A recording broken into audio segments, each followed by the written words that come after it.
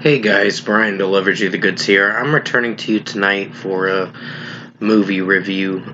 This is going to be a quick review because I got to go to sleep pretty soon and because I got to wake up so early in the morning, 9 to 5 shift at a different store of mine for Family Dollar. So basically, the job's working out pretty well. Just got to make sure to make those hours and get uh, on top of things. So basically, but I'm just making good hours for after the holiday season. But still, this is for The Killer, the Michael Fassbender movie, the 2023 film that I got a chance to check out for myself to see how I was going to think of this film.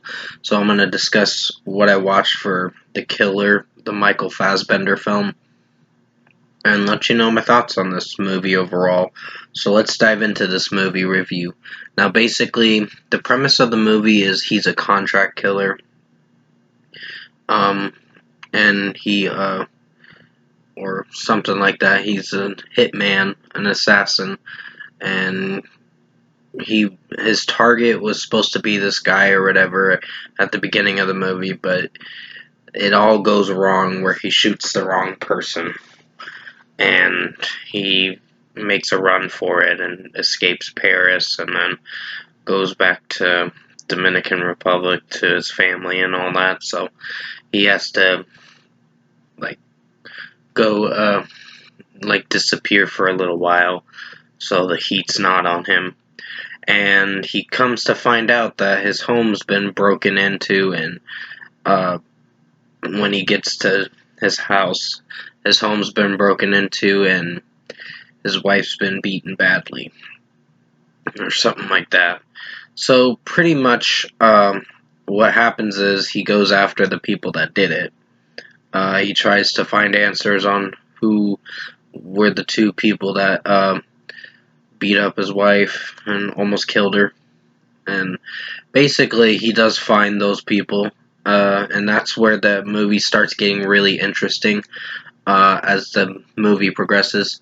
I will say the first 18 to 20 minutes is a slow burn, meaning it takes too long to get to its point and what it's wanting to talk about. But the remainder of the movie does pretty well, in my opinion. I think the remainder of the movie is the best part of the film. So, pretty much, I actually did enjoy this film. I think it's a pretty good movie.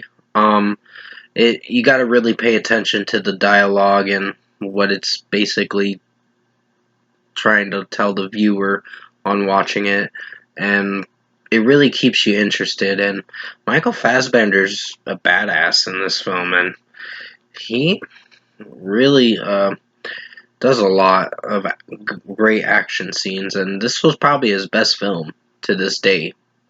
And pretty much, if I were to give this movie an overall score, I think it was pretty good. I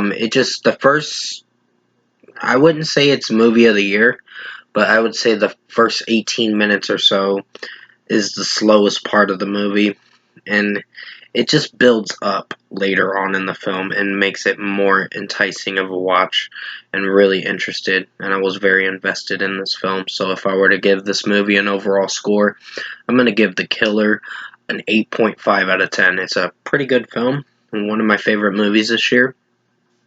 It just took a little bit of time to get used to the whole dialogue and the premise and what it's trying to explain about, but it does go into explanation and all that stuff as you progress through the movie, and the movie does do pretty well for under almost 2 hours long. But pretty much 8.5 out of 10 for The Killer, the Michael Fassbender movie. Like I said, the first part 18 to 20 minutes of the film is the weakest part. The remainder of the film does pretty well, and I would recommend checking this film out if you have not seen this movie this year. So with that being said, thank you for watching this movie review tonight. Have a good night.